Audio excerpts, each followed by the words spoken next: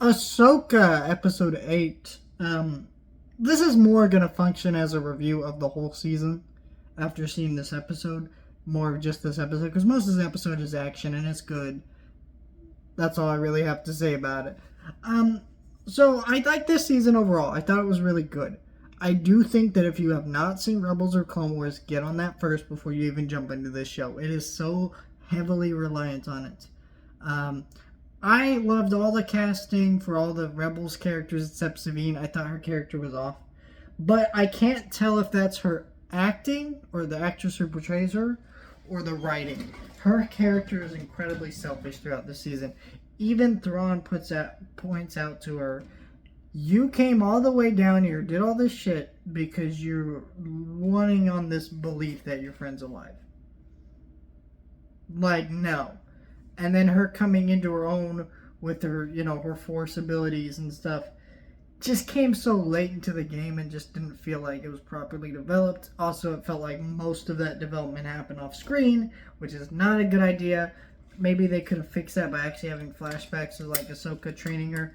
And then, but also all this leads to Ahsoka in her own show getting sidelined, which is not really good because, like, she did have a very interesting character arc that I think explains a lot of my issues with Ahsoka.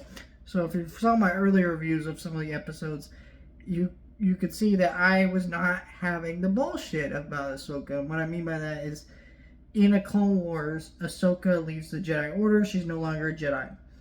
When you get to Mandalorian, the episode she shows up in is the Jedi.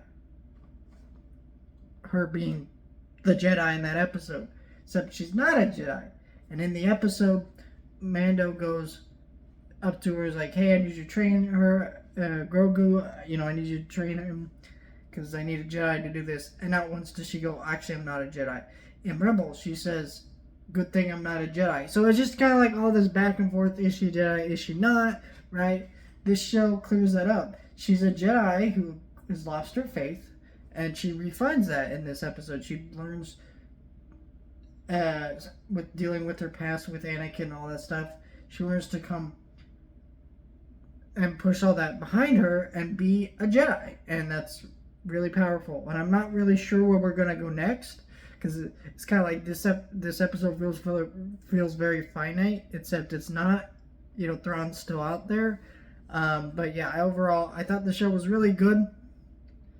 Probably one of the better upper tier Star Wars shows. Like it's really just gonna be number 1 is Andor, number 2 is Mandalorian, and this show's right under it. Everything else is a little bit mixed. But yeah, it was a good. I liked it, but just a little frustrated of what we're doing here with Ahsoka not being the main character of her own show, Sabine not being kind of off and just kind of selfish, not have great writing, but I digress. I still highly enjoyed the show, and I think if you like Star Wars and you like Rebels, you like Clone Wars, you gotta watch this. Obviously, it's what we've all been waiting for as fans of that stuff, so let me know your thoughts, like, share, and subscribe.